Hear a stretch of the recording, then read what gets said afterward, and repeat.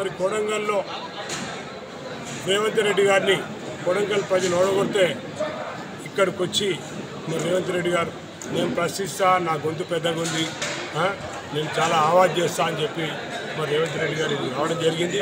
కానీ ఆయన మాయమాటలు చెప్పి ఇక్కడ గెలిచిన తర్వాత ఏ ఒక్క రోజు కూడా మల్కాజ్గిరి పార్లమెంట్లో ఈ ప్రజలు కలిసింది లేదు, ఎవరి సమస్యలు విన్నది లేదు, ఎవరి గురించి ఆలోచించింది లేదు. మరి 7 కాన్స్టిట్యూన్సీలలో మల్కాజ్గిరి పార్లమెంట్లో ఏ ఒక్క కాన్స్టిట్యూన్సీలో కూడా పోయి ప్రజా సమస్యలు తెలుసుకోలేదు, ప్రజలు గమనించారు. కాబట్టి ఈ ఎలక్షన్లో మాత్రం బయట నుంచి వచ్చి కనబడిన మాటలు ఎవరైతే చెప్తారో వాళ్ళకు ఓట్లు వేయద్దని చెప్పి డిసైడ్ చేసుకున్నారు ప్రజలు.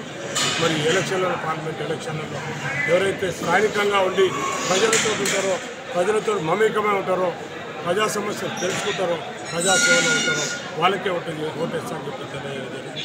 Thank you.